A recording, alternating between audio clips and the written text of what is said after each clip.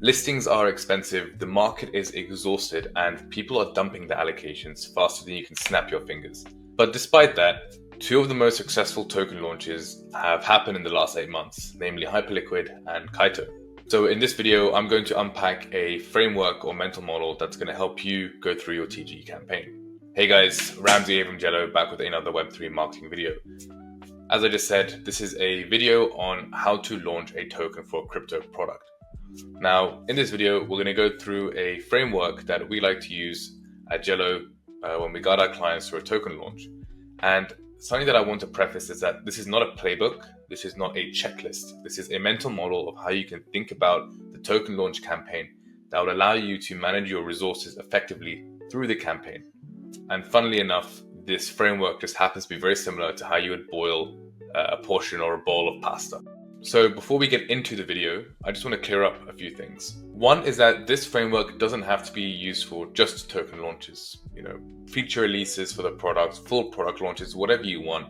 It can be applied to any sort of launch framework where you need to manage some sort of attention over time. The second thing is that this is not a singular campaign in itself. It could be, but you can also use this to manage multiple entangled campaigns. That's part of the point, is that it helps you manage these overlapping campaigns in an easy manner. 3, things don't happen in isolation. And building up from the last point, when you are a startup or in your growth stage of your startup, you'll have multiple different campaigns running over for different parts of the business, from BD to product marketing to brand marketing to a lot of other things. And so we don't want to create frameworks that are taking our campaigns in isolation, but more so allow us to be fluid and manage resources across those different sections of the business. And the fourth thing is that you need to stay agile. The crypto markets move extremely fast. Narratives change every day, and so do the tactics that work and don't work. So whilst you need to plan ahead, you need to have your pulse on the market to make sure that you can adapt to any changes that occur at any given time. It's very, very rare that a TGE will go exactly to plan, if it ever has. So make sure that you've got your finger on the trigger, ready to move around and be agile when you need to be. So how is a token launch like boiling pasta? Yeah, a very weird analogy, but it does make sense. You just got to bear with me. So there's typically 4 steps to boiling pasta, or in this case also launching your token. And that is, first of all, getting your ingredients together. Secondly, starting to boil the water, getting it to a roaring boil, and then dropping your pasta in and letting it simmer and adding the sauce after. And I'll explain what this means as we go through the video. Phase 1 of your token launch or your pasta boil is your ingredients prep. Now, before you even think about doing any sort of token launch, you have to make sure that you have the right ingredients in place to make that token launch successful. And in our view, the few things should be as follows. First is product traction. You need to have significant traction on your product.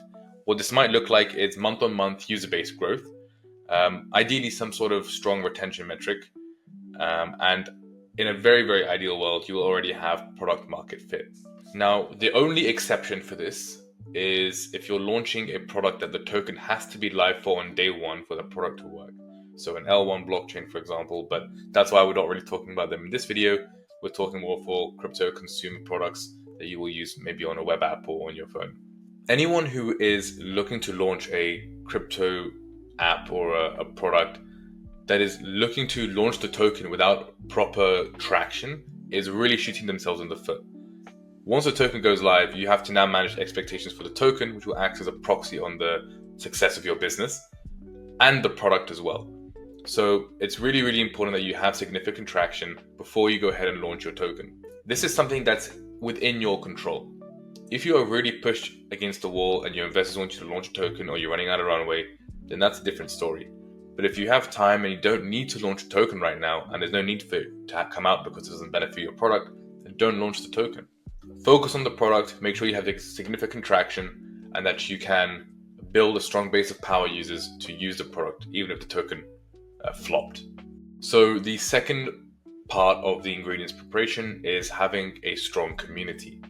Now, community is thrown around very loosely in crypto nowadays, but a real community is aligned in 3 ways. Firstly, economically, so they gain value from using the product, whether that is they make money off the product or it helps them in their life. They get some value derived from actually using the product. The second is that they have cultural alignment, so they are aligned with the brand values and ideals of the company. They vibe with the vibe of the community and the team, and there is some culture fit there. And the third thing is financial, which comes in the form of the token. And so if you have all three, you're really onto a winner. If you have two of those three, you're also in a pretty good shape. If you have one of those three, you're not already in a good position. Now, within the community, there are different people. When you do a token launch campaign, you're going to assume that a lot of people are going to come to speculate on the token. Now, it's really important before you go for a token launch campaign, you have a strong enough user base as part of that community, because if we have a very thin layer of strong product users and a thick layer of speculators, once the token is live and the speculators dump their allocation, then obviously from the chart's perspective, it looks weak, but this chart is a proxy for the success of your company. It's all about optics. And so if you really want the token to do well, there has to be a higher proportion of power users to speculators in that community. And the reason for that is once the speculators leave and they move on to the next thing that they're farming, then the power users will still be there holding the token, using the token how it's meant to be used in the context of the product. It's really, really important to have this embedded in your mind, because without power users, your product is nothing. Thirdly is you have the rituals. So how do you get these people engaged with the brand? Is it through memes, contests? Do you have your own in real life events to help this community flourish? It's important to have these rituals for your community so they can band together and grow stronger. And we also try to look for this notion of shared value creation or intra-community value sharing. And what this looks like is community members creating relationships between other community members. At the moment, a lot of companies are just viewing the community as a cheerleader relationship. So the brand is there and they do their thing and the community cheers after them. But that's not really a community, that's just an audience. So what we're looking for here is a system where the community members themselves are sharing value and sharing knowledge and working with each other and doing things between each other. So it's actually a community that's aligned and they have the relationships between themselves. Super Team have executed this playbook amazingly. All their super teams around the world are very, very close with one another, and the relationships within those super teams are very, very tight. They help each other out. They have a lot of good relationships between the community members, and that's what it's really all about. That's a real community. So you want to make sure that there is some shared value creation going on between the community members themselves. And the third thing is looking at the narrative. Is your narrative clear? Is your positioning clear? Does it resonate with the market? Have you differentiated yourself properly from your competitors? If people still don't understand what you do, what your product does, or what value it provides, having the token out there is going to confuse them even more, and it's not going to be helpful for the longevity of your product. You need to make sure that your product has the right narrative and has a narrative market fit or comms market fit, and then subsequently your token has the right narrative as well that should fit in with the product. So that's really, really important and something that you should not be skimping on before you go ahead and launch your token. Now, again, these are the ingredients. So you should have all of this done before you even think about launching your token in any capacity. Now that your foundations are in place, you can start bringing the heat. You can start turning up the heat on the water and starting to get a little boil going. Now, this isn't the launch. This is the pre-launch. It's the run-up to that big moment where you drop the pasta in the water. You're kind of trying to wake up the market. And ultimately, you want to be building attention and momentum. We want people to start talking about us. You might be focusing on re-engaging the core community, sparking conversations with other communities, dropping teasers and subtle hints about what's kind of coming up, and maybe even bringing some micro KOLs in to just push that distribution slightly at the beginning. This is realistically going to be the longest phase of the campaign. The reason why is that attention is fleeting and momentum takes time to build. So focusing our efforts on building that rapport and re-engaging the core communities are going to be really, really important for building that initial traction that we can then ramp up over time. We need to make sure that we don't let the attention dissipate. So whilst we're ramping up and building momentum, we need to have other activations ready to make sure that we keep the attention on us. At the end of the day, if the retail users can see that something is brewing and something is coming, they're more likely to believe in us and stick around for the rest of the campaign. Now, as we ramp up this campaign and we get more attention on ourselves, if you are looking to launch an incentive campaign, this is the phase where you would do it. I haven't put any timelines on this sort of framework for the reason that it's more of a feel of the market. And you need to feel when the right time is to launch that incentive campaign and engage people within the product. And when you have a product incentive campaign, you need to give it time to breathe. It needs to have people using it. It can't be a flash in the pan, 1 week, 2 week campaign. You need to let people use the product, get used to the product, engage with the product, have friction within the product, get feedback from the product. The less of that we have, the more farmers we'll have. And the more farmers we'll have, the worse our launch will go, because after the token launches, the farmers will dump their allocation. Now, I personally believe in the notion of intentional friction. If you can provide a little bit of friction within that product engagement campaign that allows power users to overcome that and explore the product, while farmers will drop off once it becomes a bit hard, then you'll be able to allocate resources to the right people and give people the allocation that they deserve in the token based on their usage of the product. Now again, attention fluctuates over time, so we need to make sure that we are ramping things up. If you're going to be using influencers, start ramping them up over time. If you're going to be doing more media activities, ramp them up over time. Start with a few, then get onto more podcasts and X Spaces. Start putting out more videos. All in this is building up the distribution and pushing the narrative over a set period of time. Now, don't get me wrong, this is extremely hard. Managing attention and ramping up your activities while there's so many other things going on in the market, it's very, very hard to execute this. So again, we need to stay agile, stay on your feet, and make sure that we have this periodic ramping up of our activities to make sure that we are, again, keeping our momentum and also maintaining attention. And then we reach phase 3, the roaring boil. This is the culmination of all your efforts. You've reached peak product engagement, peak community engagement, peak hype. All the attention is on you.